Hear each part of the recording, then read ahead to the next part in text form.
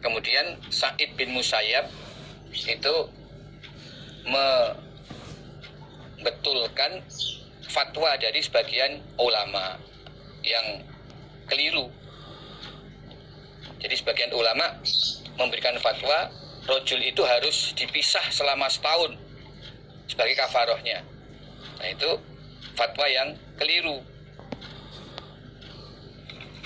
Lalu Sa'id bin Musayyab berkata bahwa kedua suami istri tersebut supaya tetap meneruskan ibadah hajinya, mereka supaya menyempurnakan haji yang telah mereka batalkan dengan jima tersebut sampai selesai. Ya, ketika telah selesai, maka keduanya kembali lagi ke negaranya dan boleh berkumpul, tidak harus dipisah selama setahun, tetap seperti biasa. Tetapi mereka harus menyelesaikan ibadah hajinya pada tahun itu, walaupun sudah batal karena keduanya sempat melakukan jima dalam keadaan ihram. Seandainya tahun depan mereka masih menjumpai ibadah haji pada musim haji tahun berikutnya, maka kedua suami istri itu wajib mengerjakan haji lagi untuk menyauri haji yang batal tahun sebelumnya, dan wajib menyembelih seekor onta sebagai hadiah sekaligus kafaroh atas pelanggaran menjima dalam keadaan ihram di musim haji tahun sebelumnya. Jadi haji tahun berikutnya itu untuk menyauri, kemudian kafarohnya menyembelih seekor onta. Nah, kedua suami istri ini supaya berikhram dari tempat di mana tahun sebelumnya mereka berdua melaksanakan ihram haji yang kemudian mereka batalkan dengan jima tersebut. Jadi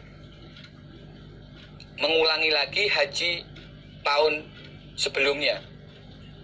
Seandainya mengambil mikot dari Dzulhulaifah umpama, mikotnya penduduk Madinah, ya. Kemudian haji lagi dari Dzulhulaifah dengan pelaksanaan haji yang sama. Seandainya haji tamattu tahun sebelumnya, maka tahun berikutnya juga haji tamattu. Berarti membawa menyembelih dam. Kemudian dalam pelaksanaan haji itu keduanya supaya berpisah. Nah, tidak boleh bergabung dalam satu rombongan karena dikhawatirkan nanti terjadi pelanggaran lagi. Jadi supaya sejak dari mikot sudah berpisah rombongan sampai selesai ibadah hajinya. Itulah kafarohnya kalau menjima istri dalam keadaan ihram haji. Qala Malik, berkata Imam Malik, yuhdiyani, menyembelih hadiah keduanya jami'an, semuanya. Nih, suami istri semua menyembelih hadiah badanatan pada satu ekor onta untuk suami, badanatan satu ekor onta untuk istri. Jadi masing-masing menyembelih seekor onta. Berarti suami istri ya 2 ekor onta, karena yang melanggar 2 orang, suami dan istri. Qala Malik, berkata Imam Malik, firojul, di dalam seorang laki-laki, wako'a yang menjima siapa rojul, bimraati pada istrinya, fil haji, dalam haji, berarti masih dalam keadaan ikhram haji, belum lukar, dia menjima istri. Ma bainahu, pada apa-apa di antaranya rojul, wa baina ayat fa'a, dan di antara pulang siapa rojul, min Arafah, dari Arafah, wa yarmi, dan melempar siapa rojul al jamrota, pada jumroh Aqobah. Innahu, sesungguhnya rojul, yajibu, wajib, alaihi, atas rojul, apa al hadiyu, hadiah onta, wal hajju, dan haji, qabilin, pada tahun berikutnya. Seorang suami yang menjima istri ketika ihram haji sebelum wukuf di Arafah sampai sebelum melempar jumroh Aqobah. Jadi sejak berpakaian ihram dari mikot, kemudian sampai wukuf di Arafah, lalu sampai melempar jumroh Aqobah tanggal 10 Dzulhijjah. Nah, ketika dia menjima dalam rentang waktu tersebut, maka kafarohnya wajib menyembelih hadiah seekor onta dan haji tahun depan. Jadi kalau jimaknya itu dilakukan dalam rentang waktu sejak berpakaian ihram dari mikot, kemudian wukuf di Arafah, sampai melempar jumroh Aqobah. Kesimpulannya, kalau jimaknya itu dilakukan sebelum melempar jumroh Aqobah, maka hajinya batal, wajib diganti tahun berikutnya, dan membayar kafaroh menyembelih seekor onta.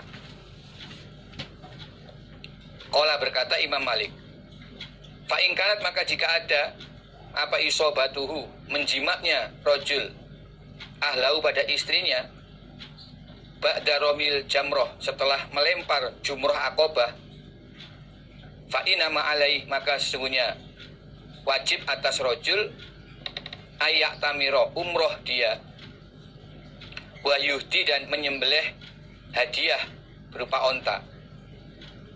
Walai, saran tidak ada alai, atas rojul apa hajjun qabil, haji tahun depan.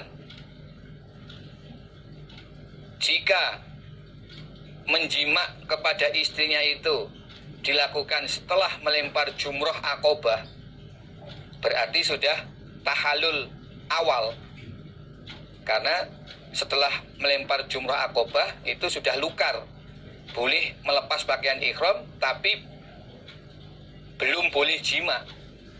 Nah, kalau dia menjima istrinya setelah melempar jumroh Aqobah, maka kafarohnya adalah dia wajib mengerjakan umroh dan menyembelih hadiah seekor onta. Dia tidak wajib mengerjakan haji tahun depan, karena hajinya tetap sah. Hajinya tetap sah sebab dia melanggar jimaknya itu setelah melempar jumroh Aqobah.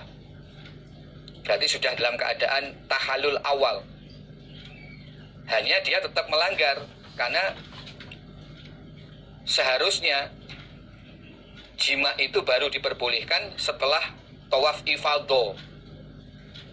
Jadi kalau dia jimaknya setelah melempar jumroh Aqobah sebelum tawaf ifadho, maka terkena kafaroh umroh dan menyembelih seekor onta. Jadi jima itu baru boleh dilakukan setelah tawaf ifadho. Kalau belum tawaf ifadho tapi sudah melempar jumroh Aqobah, tetap melanggar dan kafarohnya cukup umroh ditambah menyembelih seekor onta. Hajinya tetap sah sehingga tidak perlu haji tahun depan.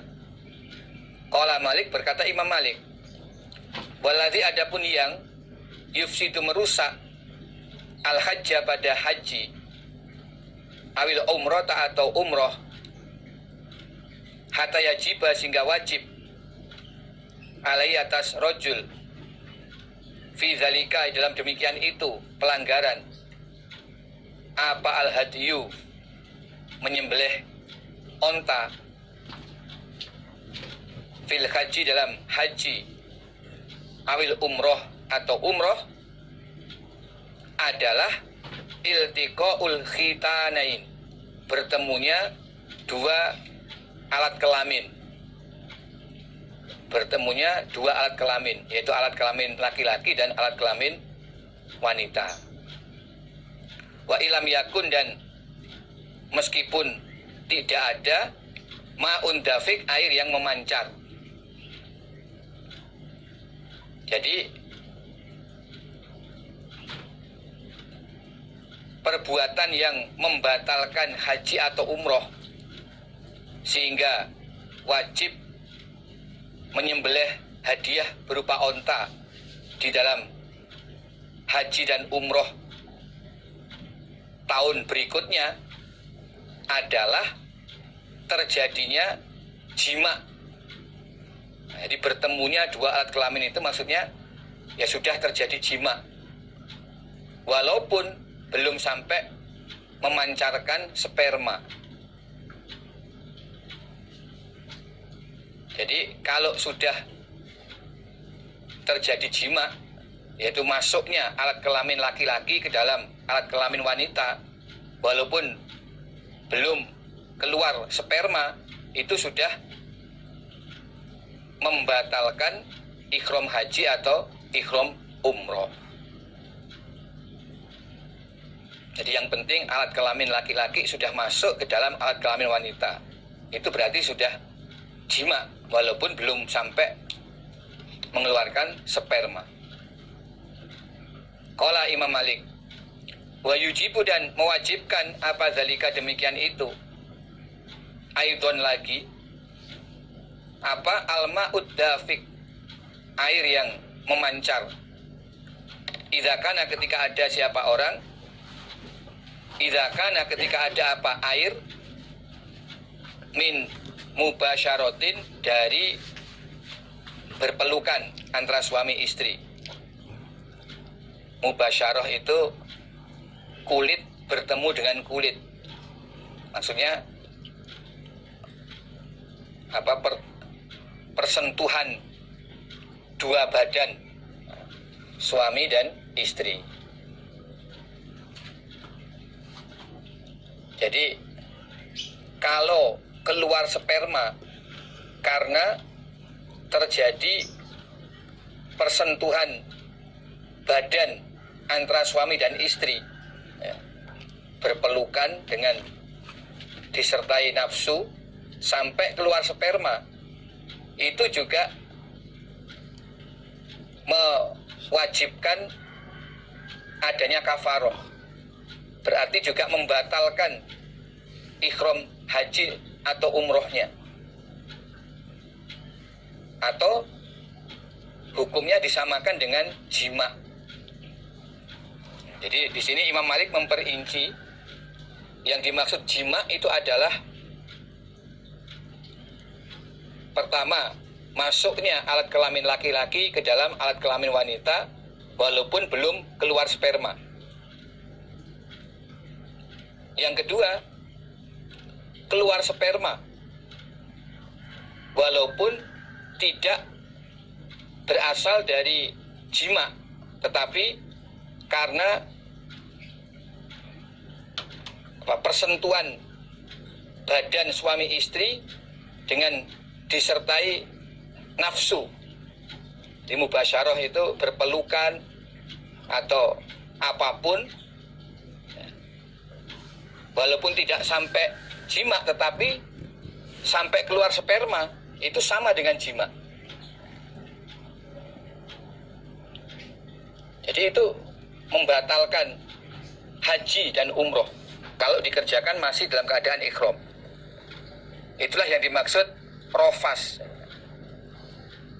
Jadi rofas itu ya termasuk walaupun tidak jima tetapi sengaja mengeluarkan sperma dengan cara suami istri berpelukan